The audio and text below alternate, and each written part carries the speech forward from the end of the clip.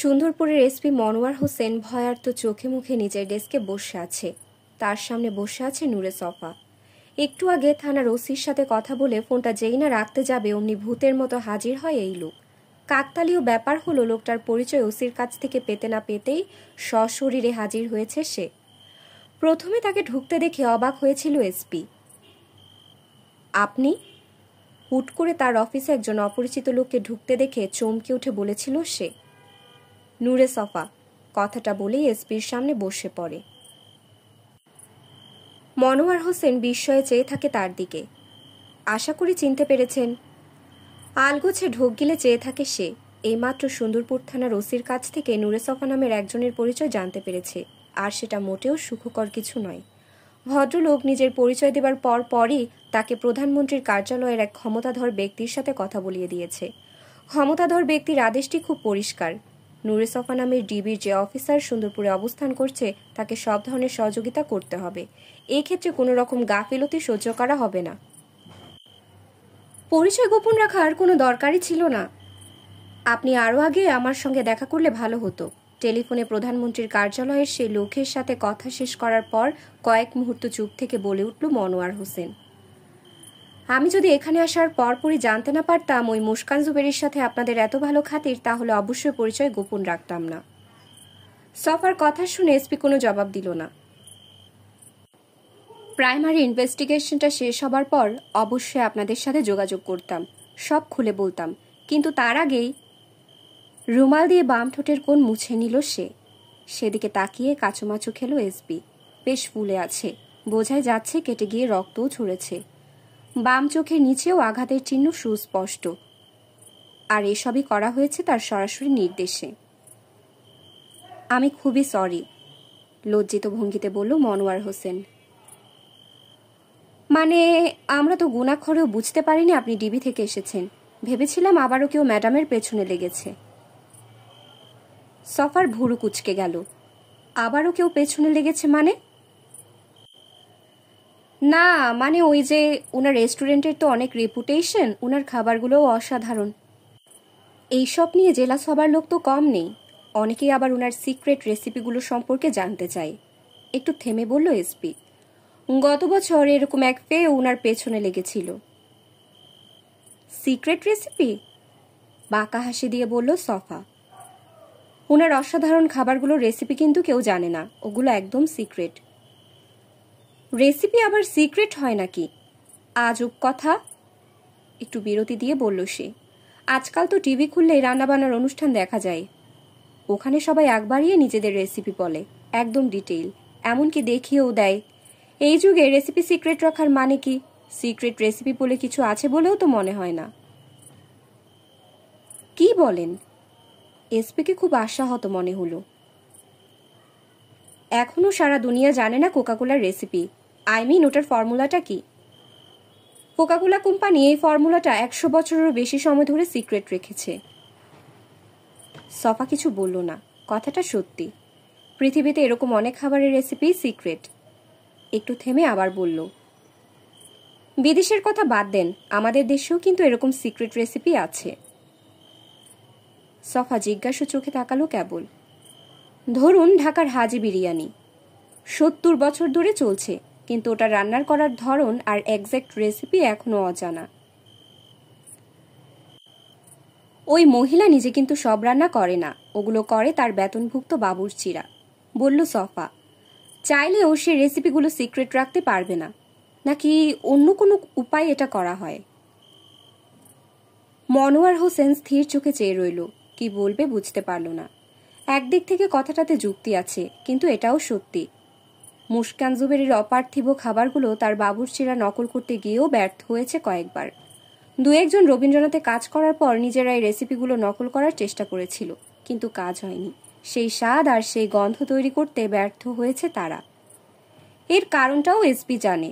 মুস্কান জুবেরি একজন অসাধারণ মহিলা। তিনি এতটা বোকা নন যে রেসিপির সিক্রেটগুলো অরক্ষিত রাখবেন।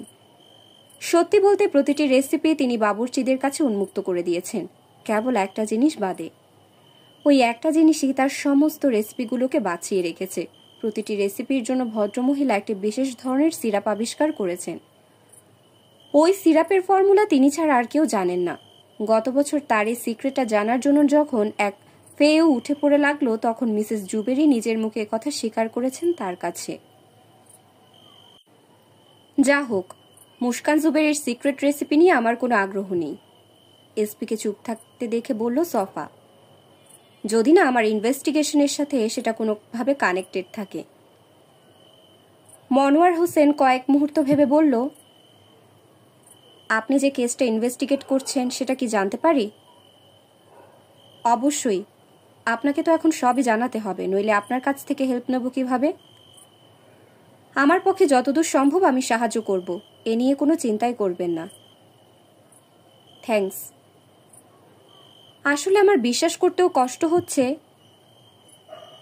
নূরে সফা সপ্রশ্ন দৃষ্টিতে তাকালো এসপির দিকে। কোনটার কথা বলছেন? এই যে মুস্কান জুবেরির মতো একজন রুচিশীল সংস্কৃতবান মহিলাও ক্রাইমের সাথে জড়িত থাকতে পারে। সংস্কৃতবান মহিলা? একটু ব্যঙ্গ করে বলল সফা।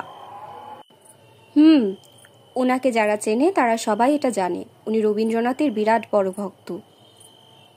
রবীন্দ্রনাথের বিরাট বড় ভক্ত, এটা কিভাবে বুঝলেন?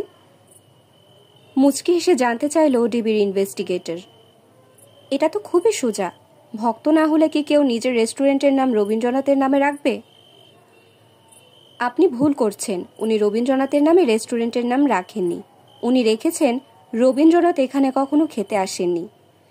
এর পেছনে অন্য কারণ থাকতে পারে, কিংবা নিছক ব্যবসায়িক বুদ্ধি।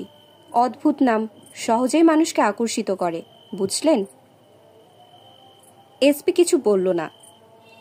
এর মানে এই না যে উনি বিরাট বড় রবীন্দ্র ভক্ত। উনি কিন্তু আমাকে অন্য কথা বলেছেন, আস্তে করে বলল মনোয়ার হোসেন। কি বলেছে? আমি একবার উনাকে জিজ্ঞেস করেছিলাম এরকম নাম কেন রেখেছেন। জবাবে আমাকে বলেছেন সেই ছোটবেলা থেকেই নাকি উনি রবীন্দ্রনাথের ভক্ত। দিনের শুরু আর শেষ করেন রবীন্দ্রসঙ্গীত শুনে। রবীন্দ্রনাথের সমস্ত রচনা তার একাধিকবার পড়া। একটু থেমে আবার বলল এসপি, তো এই রেস্টুরেন্টে যখন দিলেন তখন নাম খুঁজে পাচ্ছিলেন না।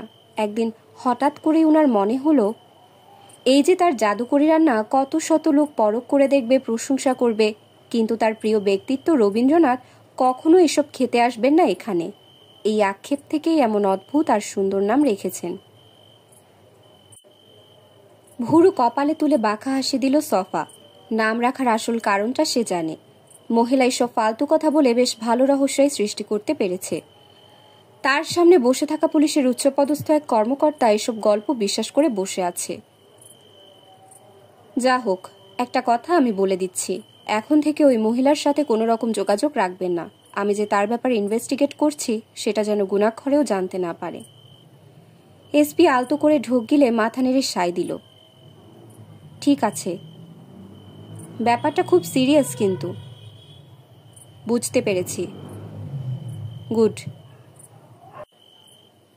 একটু চুপ থেকে বলে উঠল এসপি, আশা করি যা হয়েছে তা ভুলে যাবেন। আমি ওসবের জন্য সরি। হাত তুলে ভদ্রলোককে থামিয়ে দিল নূরে সফা। আপনি আইনের লোক, যতক্ষণ পর্যন্ত আইনের মধ্যে থেকে কাজ করবেন ততক্ষণ পর্যন্ত সরি বলার দরকার পড়বে না, কিন্তু আইনের বাইরে গেলে সরি বলেও সব মিটমাট করা যাবে না, কথাটা মনে রাখবেন। এসপি দীর্ঘশ্বাস ফেলল কেবল। ভালো করে বুঝতে পারছে আরেকটা বাজে বদলির শিকার হতে যাচ্ছে। কিন্তু দুঃখের বিষয় হলো আপনারা শুধু আইনের বাইরে গিয়েই কাজ করেননি, রীতিমতো একজন সন্দেহভাজন অপরাধীর পক্ষ নিয়ে পেটুয়া বাহিনীর মতো আচরণ করেছেন। এসব জানলে তো আমরা। আবারও তাকে থামিয়ে দিল। এখন থেকে মনে রাখবেন, আমি যে কেসটা নিয়ে কাজ করছি সেটার প্রাইম সাসপেক্ট হলো ওই মুস্কান জুবেরি। ডেস্কের উপর রাখা পানের গ্লাসটা তুলে নিল মনোয়ার হোসেন। ঢকঢক করে পান করল সে। কিন্তু কেসটা কি সেটা তো এখনো বললেন না। বলছি, তার আগে 1 কাপ কড়া লিকারের চায়ের ব্যবস্থা করুন। নূরে সফার আপাত অমীমাংসিত কেস। ডিবির জাদরেল ইনভেস্টিগেটর নূরে সফার 10 বছরের চাকরি জীবনে কোনো অমীমাংসিত কেস নেই, এ নিয়ে তার গর্ব ছিল। কিন্তু অনন্য এই রেকর্ডটি মারাত্মকভাবে হুমকির শিকার হয় গত বছরের একটি মিসিং কেস তদন্ত করতে গিয়ে। পুলিশ থেকে সিআইডি ঘুরে ডিবিতে দেয়া হয়েছিল কেসটা। বড় কর্তাদের আশা ছিল ডিবির চৌকস ইনভেস্টিগেটর নূরে সফা নিশ্চয়ই এটার সুরাহা করে নিজের রেকর্ডটা অক্ষুণ্ণ রাখতে পারবে। সবাই যখন ব্যর্থ তখন একজনই কেবল সমাধা করতে পারে, আর সেটি নূরে সফা ছাড়া আর কেউ নয়। এমন বদ্ধমূল ধারণা ডিপার্টমেন্টে এরই মধ্যে প্রতিষ্ঠিত হয়ে গেছে। তার সক্ষমতার কথা উপর মহলে এতটাই প্রচারিত যে অনেক সময় এক ধরনের ভীতিও কাজ করে তাকে নিয়ে। এটি এমন এক ভীতি যা সফাকে অন্যভাবে গর্বিত করে। 2 বছর আগে আলোচিত এক সাংবাদিক দম্পতির হত্যার তদন্ত সাংবাদিক মহলের প্রবল চাপ থাকা সত্ত্বেও তার কাছে অর্পণ করা হয়নি শুধুমাত্র কেঁচো খুঁড়তে সাপ বের হয়ে যাবে বলে। কর্তারা চায়নি সাপটা বেরিয়ে পড়ুক। কেসটা একে ওকে দিয়ে সময়ক্ষেপণ করা হয়, ফলে দীর্ঘ 2 বছরে ওটার কোনো সুরাহা হয়নি। যাই হোক, মিসিং কেসটা হাতে পেয়ে চ্যালেঞ্জ অনুভব করছিল সফা। সে জানত খুনের ঘটনার চেয়ে নিখোঁজ আর গুমের ঘটনা একটু বেশি কঠিন হয়, তবে এতটা কঠিন নয় যে সমাধানই করা যাবে না। দুটো সরকারি প্রতিষ্ঠান ব্যর্থ হবার পর তার হাতে কেসটা অর্পণ করার একটাই মানে শেষ পর্যন্ত তার উপরেই আস্থা রাখা হয়েছে। যদিও ঈর্ষান্বিত কলিগদের কেউ কেউ মুখ ফুটে একটি আশঙ্কার কথা বলতেও ভুলে যায়নি।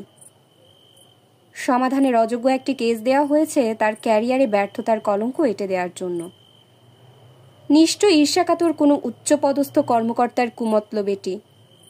সফা অবশ্য এরকম কিছু ভাবেনি। সে ভালো করেই জানতো কেন তাকে এই কেসটির দায়িত্ব দেওয়া হয়েছে। ছেলেটা সাধারণ কোনো পরিবারের নয় যারা পুলিশের দাঁড়ে দাঁড়ে ঘুরে বেড়াবে আর কাকুতি মিনতি জানিয়ে নিজের সন্তানের হদিশ করবে। কেসটা দেবার আগে ডিবির কমিশনার তাকে ডেকে গোপন একটি কথা বলেছিলেন। প্রধানমন্ত্রীর অফিসের এক শীর্ষ কর্মকর্তার ইচ্ছেই এই কেসটা তাকে দেয়া হয়েছে।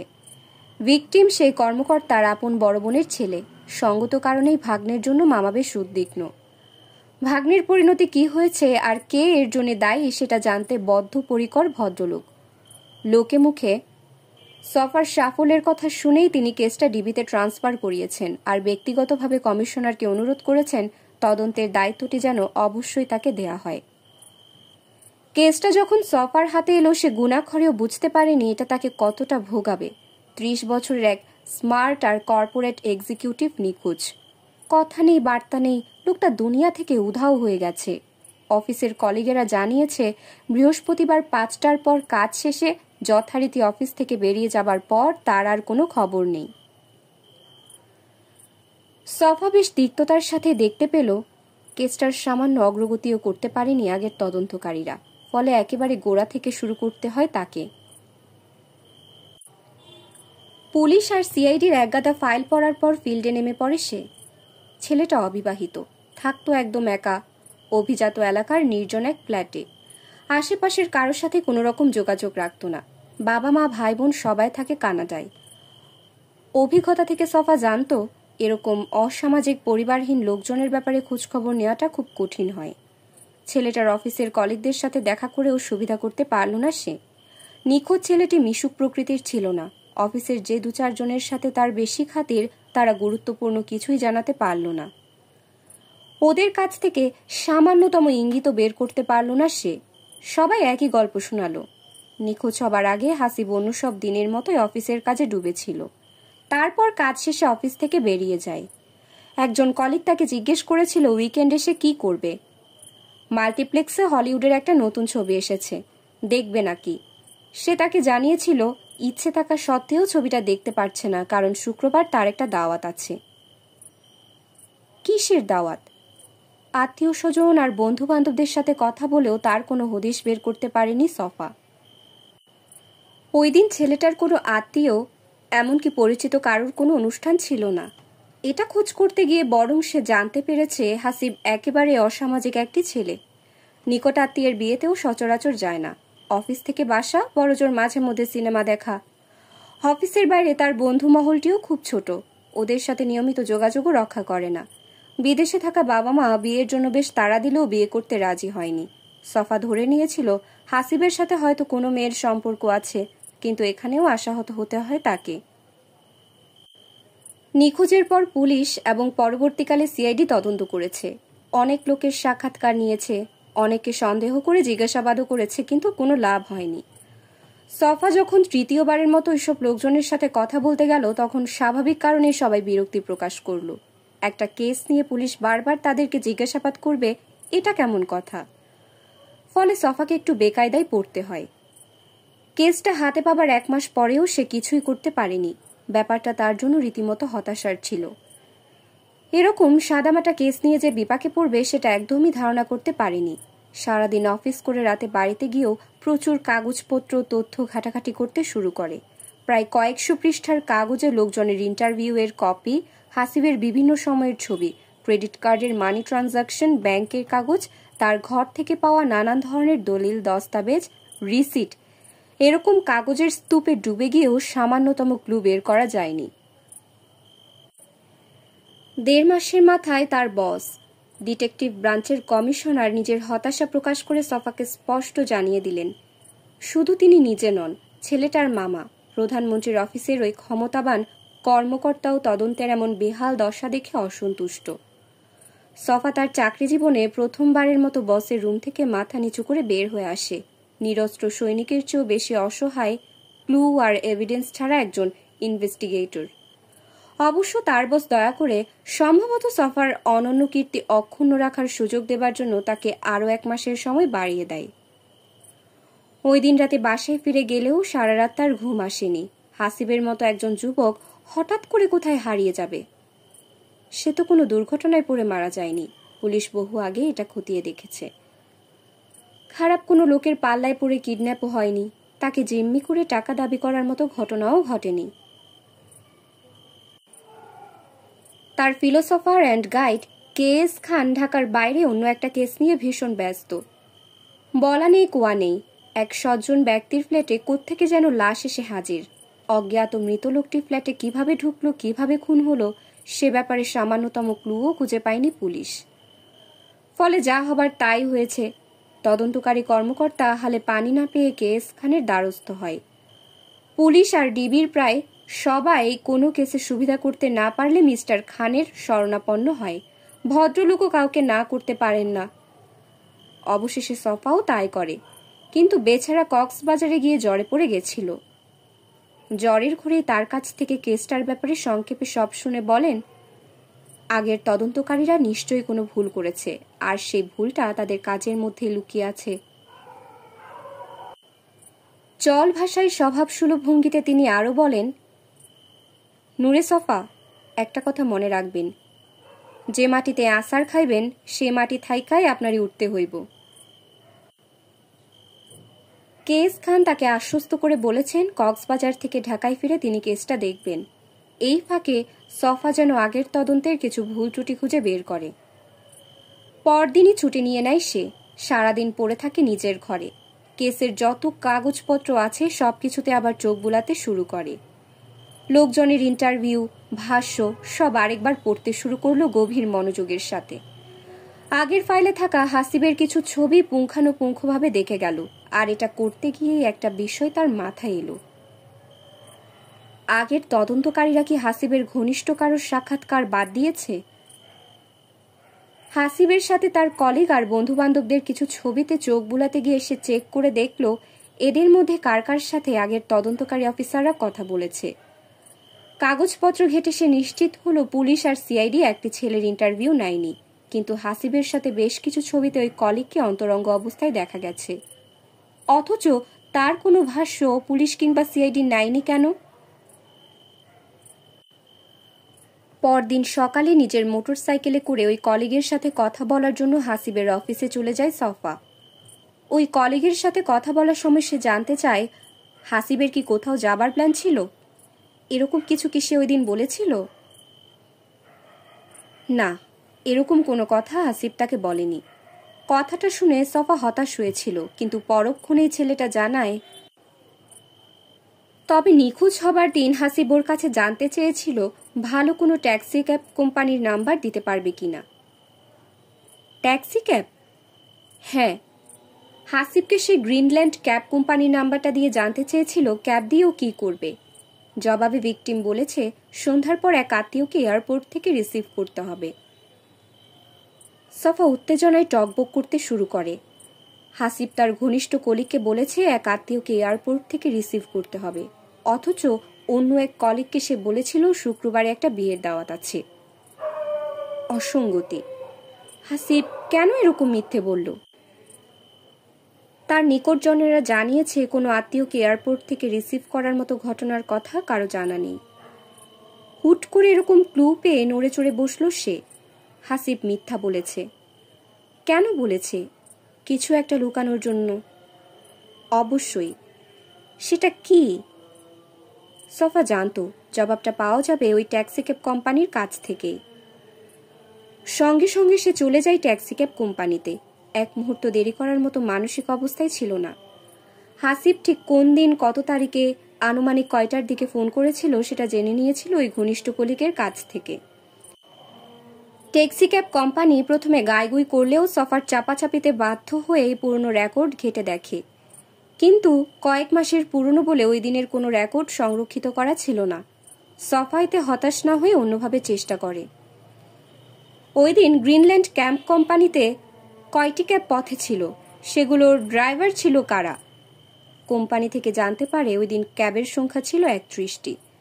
তার মধ্যে 27 জন ড্রাইভার বর্তমানে কর্মরত আছে, বাকিরা চাকরি ছেড়ে চলে গেছে।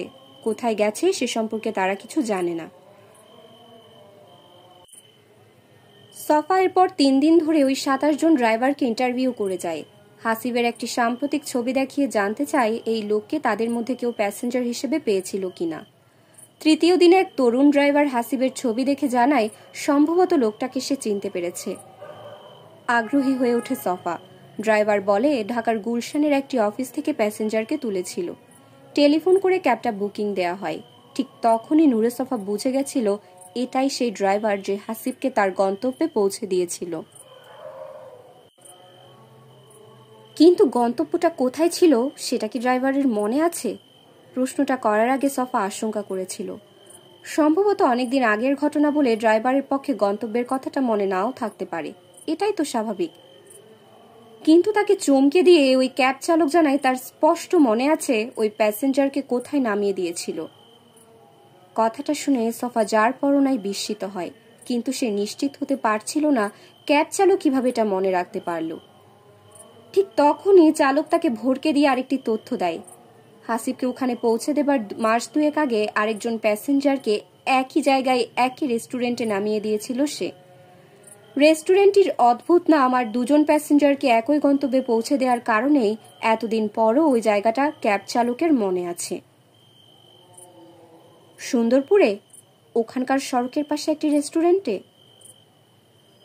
রবীন্দ্রনাথ এখানে কখনো খেতে আসেননি? এসপি মনোয়ার হোসেন অনেকক্ষণ চুপ মেরে সব শোনার পর গাল চুলকালো।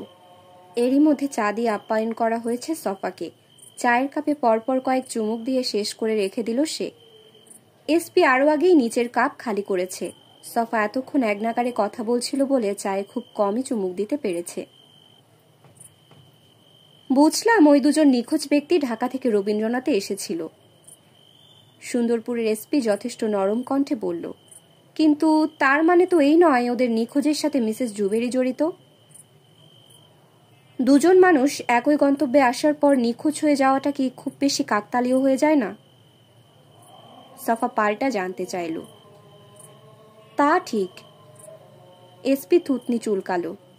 আমি কিন্তু তা বলছি না। আমি বলতে চাচ্ছি এমনও তো হতে পারে অন্য কেউ বা কোনো গ্রুপ এসবের সাথে জড়িত। তারা হয়তো রবীন্দ্রনাথকে সেফ প্লেস হিসেবে ব্যবহার করেছে। সফা মুচকি হাসল কথাটা শুনে। 2 জন লোক রবীন্দ্রনাথে এসে নিখোঁজ হয়ে গেছে এটা জানার পর আমি ঢাকার থানাগুলোতে চেক করে দেখেছি একই রকম নিখোঁজ হবার আনসলভ কেস তাদের কাছে আছে কিনা। সব রেকর্ড চেক করার পর এরকম আরও 3টি কেস পাওয়া গেছে। হুট করে তারা কাউকে কিছু না বলে একদিন উধাও হয়ে গেছে। তাদের সবার বয়স 30 থেকে 35-এর মধ্যে। সবাই ভালো চাকরি করত, সিঙ্গেল ছিল। এসপি হা করে চেয়ে থেকে অবশেষে বলল, ওই 3 জনও কি এখানে এসেছিল? না, সেটা এখনো জানা যায়নি। তবে আমার মনে হয় ওই 3টি ঘটনাও এই কেসের সাথে সম্পর্কিত। সম্ভবত তারাও একই রকম ভাগ্য বরণ করেছে এখানে এসে।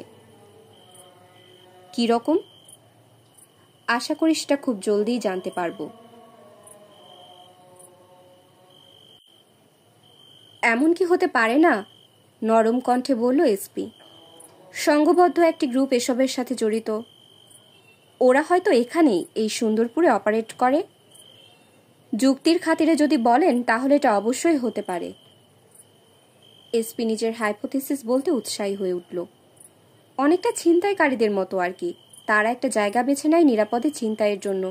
তার মানে তো এই নয় ওই জায়গার মালিক কিংবা আশেপাশে যারা থাকে তারা ছিনতাইয়ের সাথে জড়িত। আমি কিন্তু এটা জানার পরই ওই মহিলাকে সাসপেক্ট করিনি, আস্তে করে বলল সফা। এখানে আসার আগে আমি আসলে জানতামই না রেস্টুরেন্টের অসাধারণ খাবারের কথা আর তার মালিক একজন মহিলা। এসপি চুপ মেরে গেল। তার চেয়েও বড় কথা, রেস্টুরেন্টটা যে মিটিং প্লেস হতে পারে সেটাও ধরে নিয়েছিলাম, কিন্তু এর অদ্ভুত নাম আর রহস্যময়ী মালিক আমার মনোযোগ আকর্ষণ করল। কারণ এই কেসটার সাথে রবীন্দ্রনাথের একটা কানেকশন আছে। মানে? এসপিকে খুবই বিস্মিত দেখালো। আমি যে ভিকটিমের মিসিং কেসটা নিয়ে কাজ করছি তার ফেসবুক অ্যাকাউন্টে চারুলতা নামের রহস্যময় একটি আইডি আছে। ওই আইডিটা এখন ডিঅ্যাক্টিভ। চারুলতার সাথে রবীন্দ্রনাথের কি সম্পর্ক? বোকার মতো বলে ফেলল এসপি। গাল চুলকালো সফা। রবীন্দ্রনাথ যার ভালো মতো পড়া নেই তাকে এটা বোঝাতে গেলে অনেক কথা বলতে হবে। লম্বা গল্প, বাদ দেন। আসল কথা হলো গত 3-4 দিনে আমি আরো অনেক কিছুই জানতে পেরেছি। এখানে আসার আগে নিখোঁজ ঘটনাগুলোর সাথে রেস্টুরেন্টের কি কানেকশন থাকতে পারে সেটা নিয়ে আগে থেকে কিছুই ভাবিনি। ওই মহিলার কথা তো বহু দূরের ব্যাপার। একটু থেমে আবার বলল, যাই হোক, আমি যে অনেক কিছু জেনে গেছি সেটা ওই মুস্কান জুবেরিও বুঝে ফেলেছে খুব দ্রুত। সে কারণেই আমার পেছনে আপনাদের লেলিয়ে দিয়েছে। কথাটা শুনে এসপি মনোয়ার হোসেন কাচুমাচু খেল। মনে রাখবেন, আমাদের ভিকটিম যাত্রাপথে গাড়ি থামিয়ে রবীন্দ্রনাথে খাওয়া দাওয়া করেনি। সে ঢাকা থেকে একটা ট্যাক্সি নিয়ে এখানে এসেছিল। ওয়ান ওয়ে রেন্ট ছিল ওটা। এজন্যে ক্যাব চালককে ভালো টাকাও দেওয়া হয়। এসপি ভদ্রলোক কপাল ঘষল হাত দিয়ে। ম্যাডামের ব্যাপারে কি এমন কিছু জানতে পেরেছেন যার কারণে ওনাকেই প্রাইম সাসপেক্ট মনে করছেন? এসপির দিকে তাকিয়ে আবারও মুচকি হাসল সফা। আমি যা জানতে পেরেছি সেটা যদি শোনেন তাহলে গায়ে কাঁটা দিয়ে উঠবে। সুন্দরপুরের এসপি ঢোক গিলে গোল গোল চোখে চেয়ে রইল। কিছু একটা বলতে যাবে অমনি বেজে উঠল তার মোবাইল ফোনটা। বেচারার কপাল আজ সত্যি খারাপ। ফোনটা রাখা আছে ডেস্কের উপরে। ডিসপ্লেতে কলার আইডি দেখে সফার অভিব্যক্তি কিরকম দুর্বোধ্য ঠেকল তার কাছে। কলটা ধরবেন না? বাঁক হাসি দিয়ে বলল নূরে সফা। দীর্ঘশ্বাস ফেলল মনোয়ার হোসেন। ধরে বলবুটা কি? জানি না, তবে না ধরলে তো মহিলা অন্য কিছু ভাববে। এসপি চুপ মেরে রইল। আমার মনে হয় ফোনটা রিসিভ করাই ভালো। ওনাকে বলে দিন আপনি অন্য একটা কাজে খুব ব্যস্ত আছেন। ওসির সাথে আর কথা হয়নি।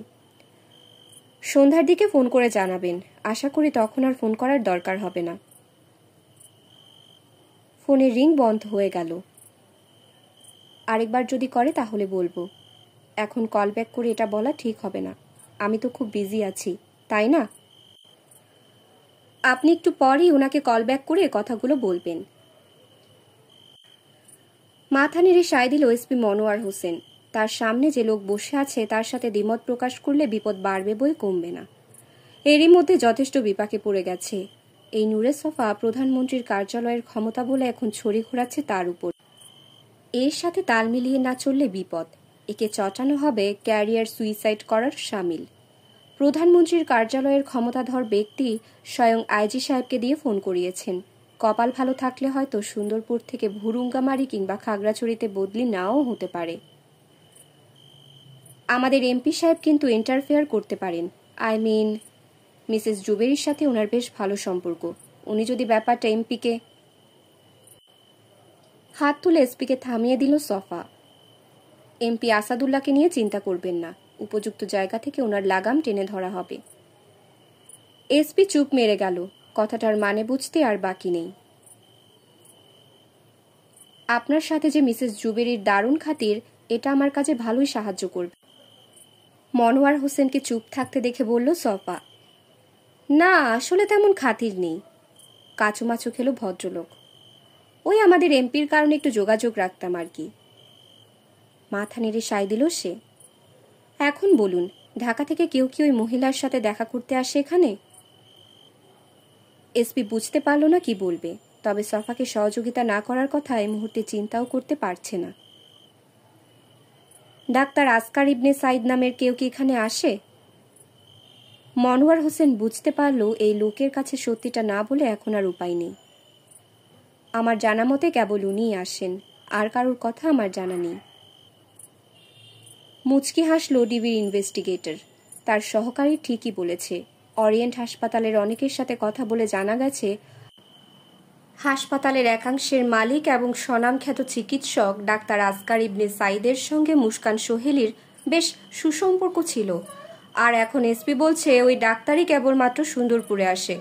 তার মানে ডাক্তার সাহেব আরেকটা সোর্স অব ইনফরমেশন হতে পারে। কোনো জটিল আর কঠিন কেস সমাধান করার পরই কিছুদিন বই নিয়ে ডুবে থাকে সে। অদ্ভুত আর রহস্যময় একটি লাশ নিয়ে যে জটিলতার মধ্যে নিপতিত হয়েছিল বিগত কয়েকটা দিন, অবশেষে সেটার মীমাংসা করা গেছে। কিন্তু বইয়ের মধ্যে ডুবে না গিয়ে অন্য একটি কেস নিয়ে ব্যস্ত হয়ে পড়েছে কেএস খান। এটা খুবই ব্যতিক্রমী ঘটনা, তবে যে কারণে সে এখন মাথা ঘামাচ্ছে সেটা আরও বেশি ব্যতিক্রমধর্মী। দীর্ঘদিন পর তদন্তের সুবাদে ঢাকার বাইরে কক্সবাজারে গেছিল। তদন্ত কি আর করবে, ওখানে পা রাখতে না রাখতেই সারা শরীর কাঁপিয়ে জ্বর চলে আসে। পরপর 3 দিন হোটেল রুমে বন্দী হয়ে থাকে সে।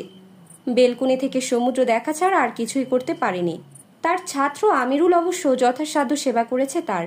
কক্সবাজারের সবচেয়ে বড় ডাক্তারকে ডেকে এনেছিল হোটেলে, যদিও এর কোনো দরকারই ছিল না। নিজের শরীরকে সে ভালো মতোই চেনে। 3-4 দিন ভুগিয়ে এক সকালে হুট করেই জ্বর তাকে ছেড়ে পালাবে, এ ব্যাপারে একদম নিশ্চিত ছিল। অসুখ বিসুখ হলো তার এয়ার দোস্তের মতো। নিত্যদিন আসবে, আড্ডাবাজি করবে, তারপর চলেও যাবে।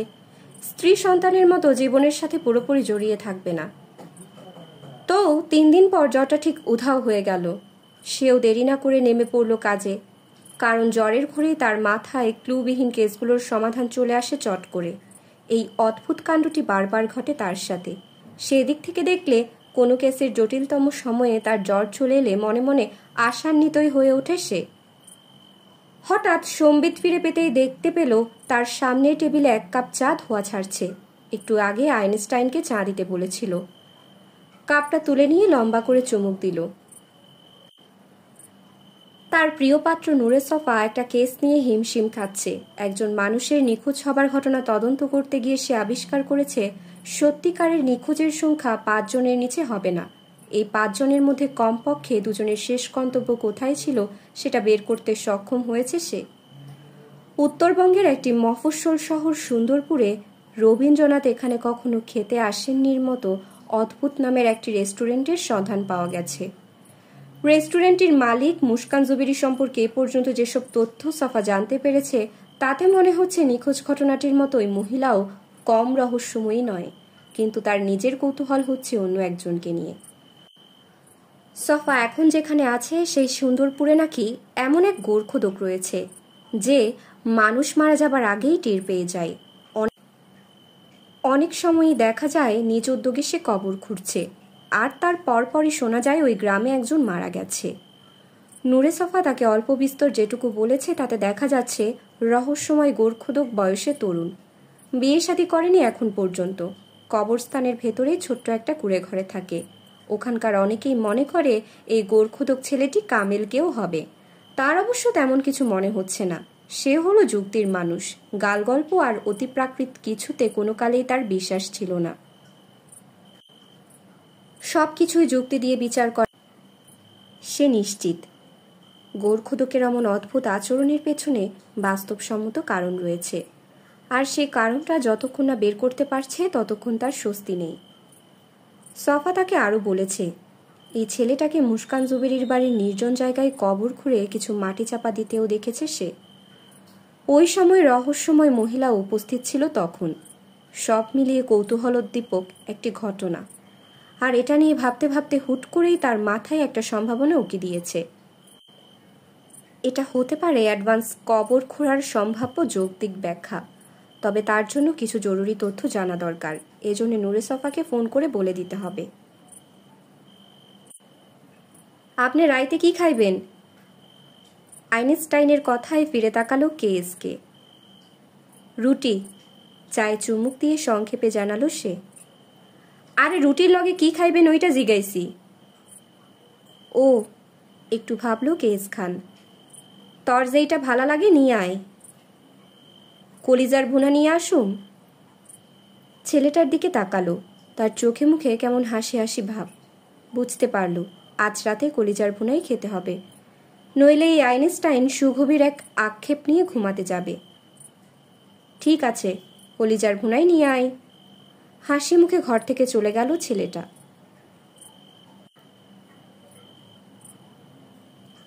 নূরে সফা কিছুটা বিরক্ত হলেও সেটা প্রকাশ করতে পারল না, কারণ ফোনের ওপাশে যে মানুষটার সাথে এখন কথা বলছে তাকে সে কেবল শ্রদ্ধাই করে না, বরং অভিভাবকও মনে করে।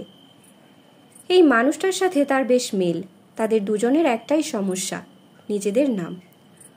উভয়ের প্যাশন ক্রাইম ইনভেস্টিগেশন। কেসকের মতো ছফাও এখন পর্যন্ত কোনো কেসে ব্যর্থ হয়নি, আর তারা দুজন নিছক চাকরি করার জন্য ডিবিতে যোগ দেয়নি। এটা তাদের ধ্যান জ্ঞান।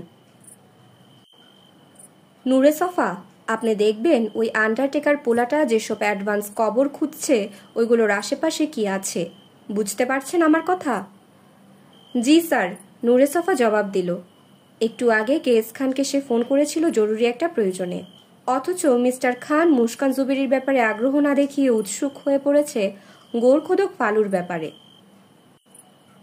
অ্যাডভান্স কবরগুলোর পাশে যদি অন্য কোনো কবর থাকে তাইলে দেখবেন ওইগুলো কতদিনের পুরানা, আর ডিস্টেন্সটাও কিন্তু খুব ভাইটাল। বুঝতে পারছেন তো আমার কথা? জি স্যার। আবারও একই কথা বলল বটে, আসলে সে কিছুই বুঝতে পারছে না।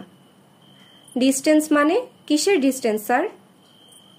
ওই যে অ্যাডভান্স কবরের পাশে পুরাতন কবর যদি থাকে সেইটার কথা বলতাছি। আলতো করে দীর্ঘশ্বাস ফেলল সফা। এসব তথ্য জানতে কেন উদ্গ্রীব হয়ে উঠেছে তার প্রিয় এই মানুষটি সে বুঝতে পারছে না। ঠিক আছে স্যার, এইটা কইলাম খুব জরুরি। আপনি যত জলদি পারেন এই ইনফরমেশনগুলো আমারে দেন। এইসব ইনফরমেশন জরুরি? হতাশ হলেও মুখে বলল, আচ্ছা স্যার। মনে হইতাছে ওই আন্ডারটেকারের মিস্ট্রিটা প্রায় সলভ কইরা ফালাইছি। নূরে সফার বিরক্তি আরো বেড়ে গেল কথাটা শুনে, তবে যথারীতি সেটা প্রকাশ করতে পারল না। তাই নাকি স্যার? একটা হাইপো দাঁড় করাইছি, এখন ওইটার সাপোর্টে কিছু ইনফরমেশন লাগবো। স্যার, সফা নিজের দরকারটার কথা না বলে আর থাকতে পারল না। বলেন, শুনতাছি তো। আপনাকে একটা কাজ করতে হবে, কাজটা আমার এই কেসের জন্য খুবই জরুরি। এই নিয়ে চিন্তা কইরেন না, আমি তো বলছি আপনার এই কেসে যতটুকু হেল্প করণের দরকার আমি করুম। আপনি আগে ওই আন্ডারটেকারের। স্যার, কথার মাঝখানে বাধা দিয়ে বলতে বাধ্য হলো নূরে সফা। আপনার জন্য ইনফরমেশনগুলো কালেক্ট করার ব্যবস্থা করছি, কিন্তু আমি যে কাজটার কথা বলছি সেটা অন্য যে কোনো কিছুর চেয়ে অনেক বেশি ইম্পর্টেন্ট। ও, ওপাশ থেকে কেবল এটাই বলল ডিবির সাবেক ইনভেস্টিগেটর। আপনি ছাড়া এটা অন্য কেউ ভালোভাবে করতে পারবো না। কাজটা কি নূরে সফা?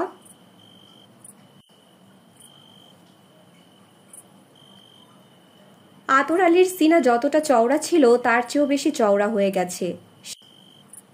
সেই চওড়া সিনা টান টান করে আয়েশি ভঙ্গিতে হেঁটে যাচ্ছে সে, স্বয়ং নূরে সফা, যে কিনা এখন আর সামান্য সাংবাদিক নয়, ডিবির বিরাট বড় অফিসার। তাকে একটু আগে ফোন করে একটা কাজ দিয়েছে। থানার পুলিশকে বাদ দিয়ে সফা স্যার তাকে বলেছে ফালু ছেলেটার অ্যাডভান্স কবর খোঁড়ার ব্যাপারে একটু খোঁজ খবর নিতে হবে। কথাটা শুনে আতর একটু অবাকই হয়। গতকাল সে যখন অ্যাডভান্স কবর খোঁড়ার কথা বলছিল তখন সফা কোনো আগ্রহই দেখায়নি। আজ হঠাৎ করে আগ্রহ দেখানোর কারণ কি? যা হোক, অত শত ভেবে কাজ নেই, সময় হলে এই প্রশ্নের জবাব সে ঠিকই পেয়ে যাবে। আতর বুঝতে পারছে তার এখন সুদিন, অনেকেই তাকে তোয়াজ করতে শুরু করে দিয়েছে। নূরে সফা থানা থেকে চলে যাবার পরই এসআই আনোয়ার একান্তে ডেকে নেয় তাকে। নিজের প্যাকেট থেকে সিগারেট বের করে দিয়ে নরম আর ভালো ব্যবহার করে তার সাথে। শেষে বেজার মুখ করে বুঝিয়ে দিয়েছে তার দিকটা যেন আতর একটু দেখে। সে কি ওসি সাহেবের সামনে তার পক্ষ নিয়ে কথা বলেনি? শুধু আনোয়ারই নয়, ওসি নিজেও তাকে ডেকে নিয়ে গিয়ে অনুরোধের সুরে বলেছে সে যেন তার হয়ে নূরে সফাকে বুঝিয়ে বলে যা হয়েছে তার জন্য তারা লজ্জিত। সবটাই না জেনে হয়েছে। অল্প কদিনের মধ্যে আরেকটা বাজে বদলির শিকার হতে চাইছে না বেচারা। ব্যাপারটা এখন পরিষ্কার, আতর আর সামান্য ইনফরমারের অবস্থানে নেই। ঢাকা থেকে আসা মহা ক্ষমতাধর নূরে সফার সবচাইতে ঘনিষ্ঠ আর বিশ্বস্ত লোক সে। এসআই আনোয়ার শুধু সিগারেট দিয়েই ক্ষান্ত হয়নি। আতরকে সঙ্গে নিয়ে চলে যায় সুন্দরপুরের দক্ষিণ দিকে কালিন্দী বিলের কাছে। জায়গাটা নিরিবিলি। আয়েশ করে গাঁজা টানতে টানতে সুখ দুঃখের কথা বলেছে এসআই। সে আরও কথা বলতে চেয়েছিল, কিন্তু আতর তাকে বলেছে জরুরি একটা কাজে তাকে এখন এক জায়গায় যেতে হবে। এসআই চলে যাবার পরই সে জমিদার বাড়ির দিকে পা বাড়ায়। গেটের সামনে এসে জোরে জোরে দুটো টান দিয়ে গাজার স্টিকটা ফেলে দিল আতর। বন্ধ গেটের ওপাশে যে বোবা দারোয়ান ফুটা দিয়ে বাইরে তাকিয়ে আছে সে জানে। কানে শোনে না বলে বোবা ছেলেটা বেশিরভাগ সময়ই এটা করে থাকে। তুড়ি বাজিয়ে গেট খোলার ইশারা করতেই সঙ্গে সঙ্গে বড় গেটটার মধ্যে যে ছোট গেটটা আছে সেটা খুলে মাথা বের করে ভুরু কুচকে তাকালো বোবা ইয়াকুব। ইনফরমারকে দেখে সে খুবই অবাক হয়েছে। আতর হাত দিয়ে ইশারা করে দেয়াশলাইয়ের কাঠি জ্বালানোর ভঙ্গি করল। আছে? ইয়াকুব মাথা ঝাঁকিয়ে জবাব দিল, নাই। মুচকি হাসল ইনফরমার। মাঙ্গের পুত, পকেটে তো ফোকনা রাখুস ঠিকই, দেশলাই রাখুস না কেন? বোবা তার কথাটা শুনতে না পারলেও বুঝতে পারল খারাপ কিছুই বলা হয়েছে। আতর শব্দ করে একদলা থুতু ফেলে অন্যদিকে পা বাড়ালে রেগে মেগে ছোট গেটটা বন্ধ করে দিল দারোয়ান। আতর আরো জোরে হাঁটতে শুরু করলো। জমিদার বাড়িটার পর জোরপুকুরে আর কোনো বসত বাড়ি নেই। কয়েকটা আবাদি অনাবাদি জমির পর আবার ভিটের দেখা পাওয়া যায়। ক্ষেতের আইল ধরে এগোতেই দেখতে পেল রমাকান্ত মাস্টার ধীর পায়ে আইল ধরে এগিয়ে আসছে। চোখে চশমা নেই বলে বুড়ো মানুষটা নিচের দিকে চোখ পিট পিট করে চেয়েছে, পা ফেলছে। মাস্টার সাহেব, কই যান? আতুরের কথায় অনেকটা চমকে উঠলেন মাস্টার। পিট পিট করে তাকালেন। তুমি? একটু পুট পাড়ে যাইতাছিলাম। কিন্তু এই ভর দুপুরে আপনি কই যাইতাছেন? মাস্টার যেন একটু বিব্রত হলেন, কিছুটা দ্বিধাও দেখা গেল তার মধ্যে। এই তো সামনেই। ক্ষেতের আইল থেকে নেমে দাঁড়ালো আতর, তার চোখে মুখে সন্দেহ। সামনে মাইনে? মনে মনে বলল সে। সামনে তো পুরা দুনিয়া পইরা আছে। রমাকান্ত মাস্টার আর কোনো কথা না বলে হাঁটার গতি বাড়িয়ে দিলেন। যাবার সময় আতরের দিকে ফিরেও তাকালেন না। আইলের পাশে দাঁড়িয়ে থেকে মাস্টারের গন্তব্য বোঝার চেষ্টা করল ইনফরমার। একবারের জন্য না থেমে পেছন ফিরে না তাকিয়ে রমাকান্ত কামার চলে যাচ্ছেন। কিছুক্ষণ পর আতর আলী অবাক হয়ে দেখতে পেল মাস্টারের গন্তব্য আর কোথাও নয়, ওই জমিদার বাড়ি। ধপধপ করে যে ভোঁতার শব্দ হচ্ছে সেটা তার ভালোই লাগে। ছোটবেলায় মা যখন ঘুম পাড়াতো তখন তার পিঠের উপরে মায়ের নরম হাত চাপড় মারলে এমনটি হতো। শব্দটার মধ্যে থাকতো সম্মোহনী শক্তি। ধীরে ধীরে গভীর ঘুমে তলিয়ে যেত সে। একটু বিরতি দিয়ে সোজা হয়ে দাঁড়ালো ফালু। কবরটা এখনো খোঁড়া শেষ হয়নি, কিন্তু সারা শরীর ঘেমে একাকার। তার বলিষ্ঠ পেশিগুলো আরো ফুলে ফেপে উঠেছে। দেখে মনে হচ্ছে তেল মাখানো শরীরের কোনো মল্লবীর। শীত হোক আর গ্রীষ্ম, মাথার উপরে সূর্য থাকলে একটু গরম লাগবে। আর সেই সূর্যের নিচে দাঁড়িয়ে কেউ যদি মাটি কাটার মতো পরিশ্রমের কাজ করে তাহলে ঘেমে ওঠাটা খুব স্বাভাবিক। সাধারণ মাটি কাটার কাজের চেয়ে গোড় খুঁড়তে আরো বেশি পরিশ্রমের দরকার পড়ে। আজকের এই পরিশ্রমটা তার করতেই হতো না যদি গতরাতে ওরা চলে না আসতো।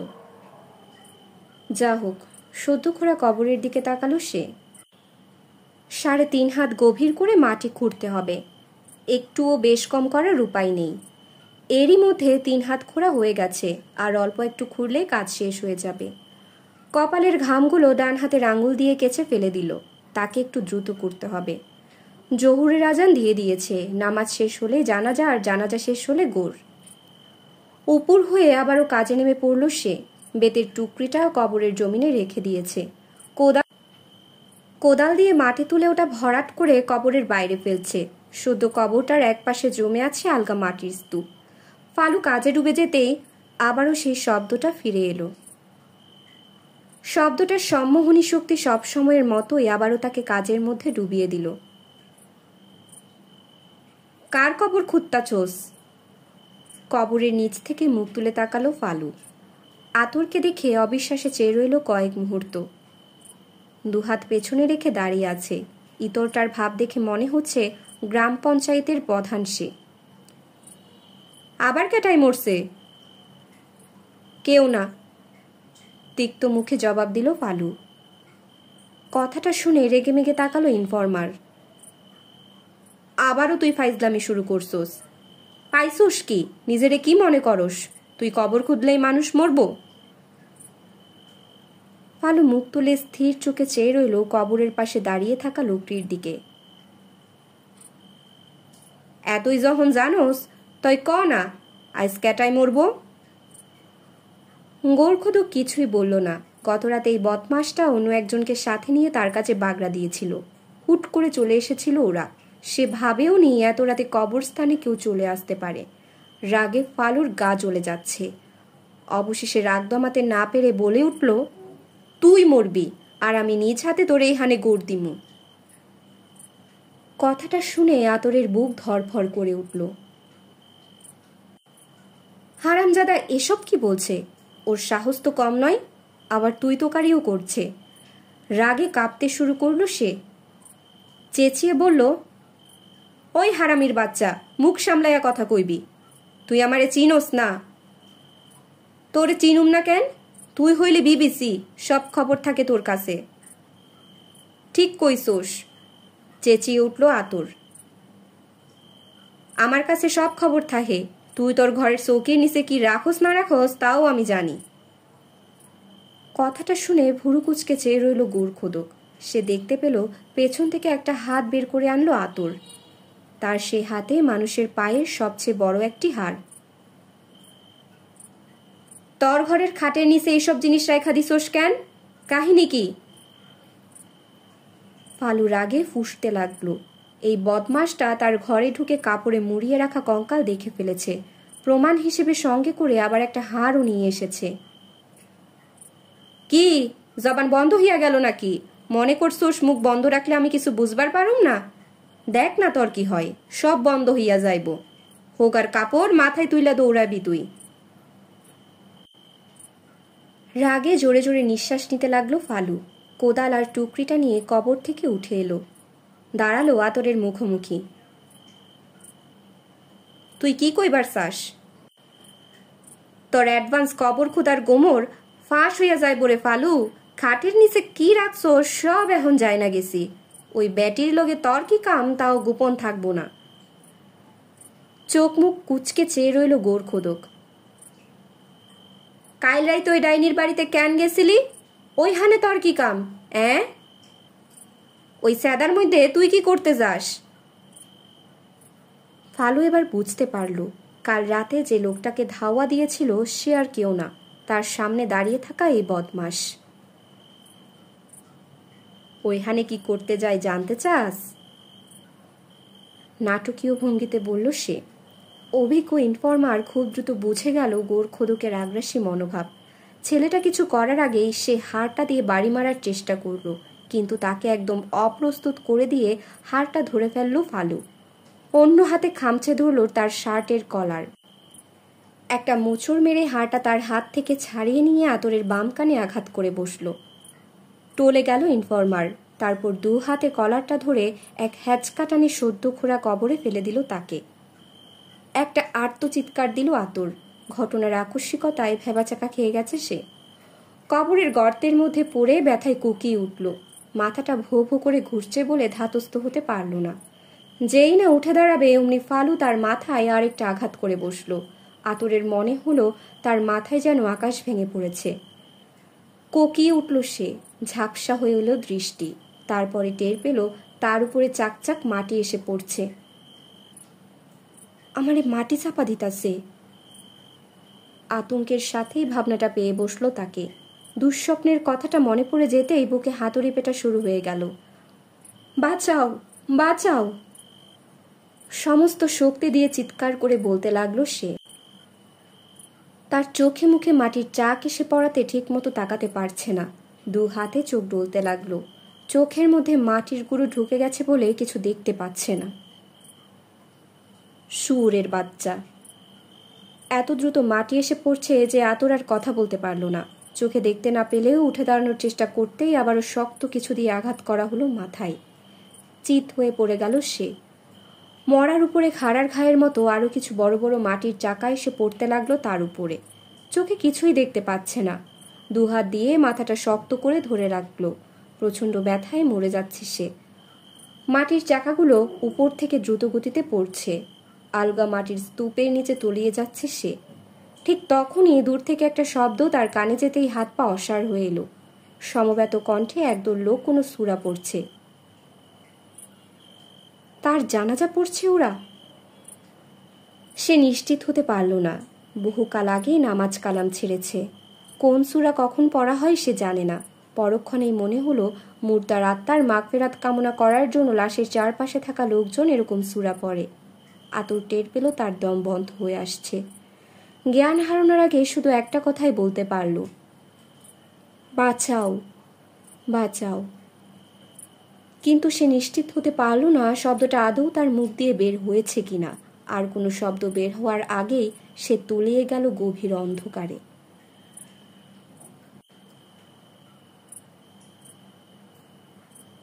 ঊর্ধ্বশ্বাসে দৌড়াচ্ছে ফালু। তার কাঁধে বড় একটা ব্যাগ। পুরনো জিন্স প্যান্ট আর রংচটা টি শার্ট পরে আছে এখন। প্যান্টটা হাঁটু পর্যন্ত গোটানো। অবশ্য এই বেশটা তার জন্য মোটেও নতুন নয়। এই তো গত সপ্তাহেই রাতের বেলায় এই পোশাকে গঞ্জে গেছিল। ঢাকা শহরে গেলেও এই পোশাকে যায় সে। তবে ওই মুস্কান জুবেরি ছাড়া সুন্দরপুরে খুব কম লোকে তাকে এ বেশে দেখেছে। ম্যাডাম আবার লুঙ্গি পরলে ভীষণ বিরক্ত হয়। তার বাড়িতে কাজ করতে গেলে লুঙ্গি পরে যায় না সে। বদমাশ আতরকে মেরে কবরে ফেলে মাটি চাপা দেবার সময় দেখতে পায় বহু দূরে কবরস্থানে আসা যাওয়ার একমাত্র মেঠো পথটি দিয়ে লোকজন মুর্দা নিয়ে চলে আসছে। দেরি না করে সঙ্গে সঙ্গে দৌড়ে যায় তার ঝুপড়ি ঘরে। ঝটপট জামা পাল্টে দরকারি কিছু জিনিসপত্র, কাপড় চোপড় আর খাটের নিচ থেকে ওই কঙ্কালটা ব্যাগে ভরে কবরস্থানের উত্তর দিক দিয়ে পালিয়ে যায় সে। ওই দিকটা মানুষজন চলাচলের অনুপযোগী। ঝোপঝাড় আর জায়গায় জায়গায় ডোবা নালায় পূর্ণ বিস্তীর্ণ একটি প্রান্তর। অনেকটা পথ দৌড়ে থমকে দাঁড়ালো সে। ফিরে তাকালো পেছনে। তাকে কেউ দেখেনি। একটা বড় গাছের নিচে বসে পড়ল। কোথায় যাবে বুঝতে পারছে না। গঞ্জে যে তার একজন রক্ষিতা আছে সেই সোমা রানীর কাছে যাওয়া যাবে না। ওই মেয়ে যখন জানতে পারবে সে খুন করে গ্রাম ছেড়ে পালিয়েছে তখন তাকে দূর দূর করে তাড়িয়ে দিতে এক মুহূর্তও দেরি করবে না। ওই নষ্টা মেয়ে মানুষ মুখে যত কথাই বলুক, যত আতর সোহাগী করুক, নিজের স্বার্থ ছাড়া কিছুই বোঝে না। প্রথম দিকে না বুঝলেও ফালু এখন বেশ বুঝতে পারে এটা। অথচ কত বোকাই না ছিল সে। মেয়েটা তেমন মজে গেল যে তাকে ছাড়া আর কিছুই বুঝতো না। 2 বছরেরও বেশি সময় পর্যন্ত মেয়েটার ঘরে আটকে ছিল। তারপরে বুঝতে পারে গঞ্জের মেয়ে মানুষের প্রেম শুধু টাকার কাছেই বিক্রি হয়। এই মেয়েটার জন্য কি না করেছে সে। লুকিয়ে লুকিয়ে গঞ্জে গিয়ে মেয়েটার সাথে ওসব করাটা যখন নেশা হয়ে গেল তখন বাস্তবিক কারণেই টাকায় টান পড়ল। একজন গোরখুদুকের আর কতই বা আয় রোজগার। তার পক্ষে তো গঞ্জের মেয়ে মানুষের নানান ধরনের বায়না মেটানো সহজ কথা নয়। প্রথম প্রথম সে টাকার টান পড়লেই মাটি কাটার কাজ করে বাড়তি আয় করার চেষ্টা করত। এভাবেই তার সৎ বোনের মাধ্যমে মুস্কান ম্যাডামের জন্য কাজ করতে শুরু করে সে। কিন্তু তাতেও কুলাতে পারত না। ওই সোমারানী তার ঘামের সব অর্জন এক লহমায় লুটে নিত। এরপর শুরু করে সবচাইতে অভিনব আর ভয়ঙ্কর একটি কাজ, যেমন বিপজ্জনক তেমনই দুঃসাহসী। এই কাজটা করার বুদ্ধি তার মাথায় এসেছিল অনেকটা হুট করেই। প্রকৃতিতে যেমন অনাবৃষ্টি তেমনি গোরখুদুকের কাজেও মন্দাকাল রয়েছে। একসময় সেই মন্দা শুরু হলে ফালু বিপাকে পড়ে গেল। সপ্তাহের পর সপ্তাহ পার হয়ে যাচ্ছে কিন্তু সুন্দরপুরে কেউ মরার নাম নিচ্ছে না। সুন্দরপুরেও তার পদধূলি দেওয়া উচিত। এরকম মন্দার সময়ে এক রাতে গঞ্জে গিয়ে সোমারানীকে না পেয়ে ব্যর্থ মনোরথে ফিরে আসছিল ফালু। আকাশ ভেঙে বৃষ্টি পড়ছিল তখন। বৃষ্টির হাত থেকে বাঁচার জন্য বড় বড় পা ফেলে মুক্তার বাড়ির ভিটার পাশ দিয়ে যাবার সময় হঠাৎ একটা আর্তনাদ শুনে এগিয়ে যায়। দেখতে পায় বাড়ি থেকে একটু দূরে পায়খানার সামনে ৮০ বছরের বুড়ো সুবহান মুক্তার পা পিছলে পড়ে আছে। মাঝরাতে পেট খারাপ হলে বুড়ো বাধ্য হয়ে প্রকৃতির ডাকে সাড়া দিতে গেছিল। বৃষ্টির কারণে পা পিছলে যায়।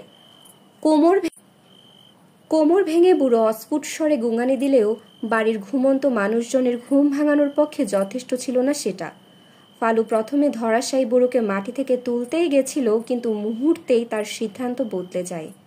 একটা লোক ৮০ বছর ধরে বেঁচে আছে পরিবার পরিজনের কাছে বোঝা হয়ে, প্রায়ই অসুখে বিসুখে পড়ে। সে নিজেও মৃত্যুর অপেক্ষায় প্রহর গুনছে, কিন্তু সেই ক্ষণ আর আসছে না। এরকম বুড়োরা মরে না বলেই তো ফালুর মতো গোরখোদকদের অনটন ঘুরছে না। সুবহান মুক্তার অবিশ্বাসের সাথে দেখতে পায় তাকে উদ্ধার করতে আসা ফেরেস্তা তুল্য যুবক নিমিষে আজরাইল বনে গেছে। ৮০ বছরের বুড়োর টুটি চেপে ধরেই এক ঝটকায় ঘাড়টা ভেঙে ফেলে সে। তারপর ডানি বামে কোথাও না তাকিয়ে সোজা হাঁটা দেয় কবরস্থানের দিকে। যথারীতি পরদিন সকালে নতুন গোরখোরার কাজ পেয়ে যায় ফালু। সেই সাথে কয়েকদিনের জন্য দূর হয়ে যায় তার অভাব। কিন্তু এরকম কাজ তো হর রোজ করা যায় না। রাতের পর রাত গ্রামের পথে ঘুরেও সুবহান মুক্তারের মতো শিকার আর খুঁজে পায় না। অচিরেই সোমারানী বুঝতে পারল ফালুর টাকা পয়সায় টান পড়েছে আবার। এক রাতে মুখে পান নিয়ে তার বুকে আঙুল চালাতে চালাতে আহ্লাদে সুরে জানতে চেয়েছিল তার এমন হালত কেন। ওই সময় ফালুর পক্ষে কোনো কিছু লুকানো সম্ভব হয়নি। সে যে সামান্য একজন গোরখোদক সেটা জানিয়ে দেয়। সঙ্গে সঙ্গে এটাও জানায় সুন্দরপুরের মতো এলাকায় কজনই বা মানুষ মরে, আর কতই বা রোজগার হতে পারে। সব শুনে মুখের পান চিবোতে চিবোতে সোমারানী বলেছিল সে কেন বাড়তি কামাইয়ের চিন্তা করছে না। কথাটা শুনে অবাক হয়েছিল ফালু। একজন গোরখোদক কি করে বাড়তি কামাই করবে? সে কি সরকারি অফিসের কেরানি যে ফাইল আটকে ঘুষ নেবে? সোমারানী মুখ বেঁকিয়ে পানির পিক ফেলে বলেছিল তা কেন হবে? সে যে কাজ করে তাতে বাড়তি কামাই করার রাস্তা বের করে নিতে পারে। ফালু কথাটা শুনে মাথা মুন্ডু কিছুই বুঝতে পারেনি। ভেবেছিল সোমারানী যেরকম হেয়ালি কথাবার্তা বলে সবসময়, এটাও ওরকম কিছু। কিন্তু তাকে ভরকে দিয়ে মেয়েটা বলে সে কেন কবর থেকে কঙ্কাল তুলে বিক্রি করছে না। ওসবে তো বেশ আয় রোজগার হয় আজকাল। কথাটা শুনে ফালুর বিশ্বাস করতেও কষ্ট হচ্ছিল। মানুষের হাড্ডিগুটিও বিক্রি করার জিনিস? কোন পাগল এসব কিনবে? হাসতে হাসতে সোমারানী তাকে জানায় দিন দুনিয়ার কোনো খবরই সে রাখে না। এক একটা কঙ্কাল ৫-৬ হাজার টাকায় বেচা যায়। সুন্দরপুরের বড় কবরস্থানের একচ্ছত্র মালিক হয়ে মাটির নিচে লাখ লাখ টাকা রেখে সে ফকিরি হালতে ঘুরে বেড়াচ্ছে। ঠিক আছে, কঙ্কাল না হয় তুলল কবর থেকে, কিন্তু বিক্রি করবে কার কাছে? পান খাওয়া লালচে ঠোঁট বেঁকিয়ে এই সমস্যার সমাধানও দিয়ে দেয় সোমারানী। তার কাছে কত লোকই তো আসে, নানান পেশার মানুষ তারা। এদের মধ্যে এমন একজনও আছে যে বড় বড় মেডিকেল কলেজগুলোতে নরকঙ্কাল বিক্রি করে ভালোই টুপাইশ কামাচ্ছে। শুরু হলো ফালুর কঙ্কাল ব্যবসা। টাকায় টান পড়লেই পুরনো কবর থেকে কঙ্কাল বের করে বিক্রি করে দিতে শুরু করলো। কিন্তু এমন নিরাপদ কাজেও ঝামেলা দেখা দিল অচিরেই। এক পুরনো কবর থেকে হাড্ডিগুড্ডি সরানোর পরপরই কাকতালীয়ভাবে কঙ্কালের বড় ছেলে এসে হাজির কবরস্থানে। ওই দিনটি নাকি তার মরহুম পিতার মৃত্যুবার্ষিকী। দীর্ঘ ১০ বছর পর বিদেশ থেকে দেশে ফিরে পিতৃশোকে উতলা হয়ে ছুটে এসেছে।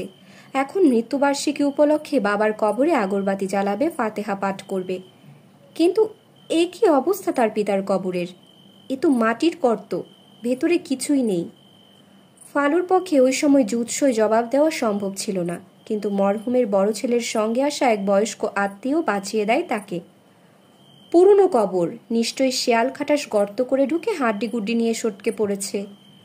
এমন ব্যাখ্যায় প্রবাসী সন্তুষ্ট হয়েছিল। হাড্ডিগুড্ডিবিহীন মাটির গর্তের সামনে বসেই ফাতেহা পাঠ করে চুপচাপ বিদায় নেয় বেচারি। হাফ ছেড়ে বাঁচে ফালু। এই ঘটনার পর সে আর ঝুঁকি নেয়নি। আবার কঙ্কাল সরানোর মতো লাভজনক কাজ থেকেও বিরত রাখতে পারেনি নিজেকে। অনেক ভেবেচিন্তে চমৎকার একটি কৌশল বের করে। সরাসরি পুরনো কবর উন্মুক্ত করে কঙ্কাল সরানো বাদ দিয়ে দেয়। তার বদলে পাশে আরেকটি নতুন কবর খুঁড়ে সেই কবরের নিচ দিয়ে মাটি কেটে কঙ্কাল বের করে আনাটাই বরং নিরাপদ। এর ফলে কেউ বুঝতেই পারবে না পুরনো কবরের নিচে আদৌ কোনো হাড্ডিগুড্ডি অবশিষ্ট আছে কি নেই। কেউ তো আর পুরনো কবর খুলে দেখে না ভেতরে কঙ্কাল আছে কি না। কিন্তু এমন নিরাপদ কৌশল বিপদ ডেকে না আনলেও আপদ ঠিকই ডেকে আনলো তার জন্যে। একদিন কঙ্কাল সরানোর জন্য পুরনো এক কবরের পাশে নতুন একটি কবর খুঁড়ছিল সে। ঠিক সেই সময় নির্জন গোরস্থানে এসে হাজির হয় গ্রামের এক লোক। তার ছোট ভাইটি অকালে মারা গেছে গত বছর। সেই ভাইয়ের কবর জিয়ারত করতে এসে দেখে ফালু নতুন কবর খুঁড়ছে। সঙ্গত কারণেই সে জানতে চায় তাদের গ্রামে কে মারা গেছে, কার জন্য কবর খুঁড়ছে। মাটি কেটে পরিশ্রান্ত ফালু এমনিতেই ভরকে গেছিল লোকটার আগমনে। তার উপর এমন বেমক্কা প্রশ্ন শুনে ঘাবড়ে যায়। জোর করে নিজের ভরকে যাওয়াটা লুকাতে গিয়ে ঠাট্টার ছলে বলে ফেলে কেউ মারা যায়নি, তবে তার মন বলছে কেউ মরবে, তাই আগে ভাগে একটা কবর খুঁড়ে রাখছে। কথাটা শুনে ওই লোক ভুরু কুচকে চোখ মুখ বিকৃত করে চলে গেছিল। ভেবেছিল গোরখোদকের মাথা নষ্ট হয়ে গেছে। কিন্তু ওই দিন সন্ধ্যার পরেই যখন তাদের গ্রামের এক বুড়ি সত্যি সত্যি মারা গেল, তখন লোকটা রটাতে শুরু করল ফালু এই মৃত্যুর খবর আগে ভাগেই জেনে গেছিল, সেজন্য আগাম একটা কবরও খুঁড়ে রেখেছিল সে। পোলাটা নিশ্চয়ই কামেল কেউই হবে, তার ভেতর কি আছে কে জানে। তাকে হেলাফেলা করা ঠিক হবে না। কুসংস্কারগ্রস্ত গ্রামের সহজ সরল মানুষ এটা লুফে নিল। তারা তো এরকম কামেল লোকজনের আবির্ভাবের অপেক্ষায় মুখিয়েই থাকে সব সময়। এরকম ঘটনা কাকতালীয়ভাবে আরও একবার হয়ে গেলে ব্যাপারটা প্রতিষ্ঠিতই হয়ে গেল সুন্দরপুরে। আর অবাক হয়ে ফালু আবিষ্কার করল গ্রামের বেশিরভাগ মানুষ তাকে সমীহ করতে শুরু করেছে। কারো বাড়িতে কেউ অসুখে পড়লে তাকে দাওয়াত করে নিয়ে গিয়ে ভালো মন্দ খাওয়ায়, হাতে কিছু টাকা পয়সাও গুজে দেয়, যেন আজরাইলকে আপাতত তাদের বাড়ির দিকে যাত্রা করা থেকে বিরত রাখে সে। খুব দ্রুতই সুন্দরপুরে চাউর হয়ে গেল ফালুর অ্যাডভান্স কবর খোঁড়ার কাহিনীটি। এখন গাছের নিচে বসে দূর থেকে সে দেখতে পাচ্ছে বড় কবরস্থানে মানুষজনের ছোটাছুটি। তার আর বুঝতে বাকি নেই সবাই এতক্ষণে জেনে গেছে আতুরকে খুন করে মাটি চাপা দেওয়া হয়েছে। তার চেহারা এতটাই পরিচিত যে ইচ্ছে করলেও এখান থেকে পালিয়ে যেতে পারবে না। গভীর রাত না নামলে পালানোটা খুবই ঝুঁকিপূর্ণ হয়ে যাবে। কিন্তু এই গাছের নিচে বসে থেকে তো রাতের জন্য অপেক্ষা করতে পারবে না, কারোর না কারোর চোখে ঠিকই পড়ে যাবে। কিছুক্ষণের মধ্যেই তাকে নিরাপদ কোনো আশ্রয়ে চলে যেতে হবে। কিন্তু সেরকম জায়গা কোথায়? ফালু চারপাশ তাকাতে শুরু করলো নিরাপদ আশ্রয়ের জন্য।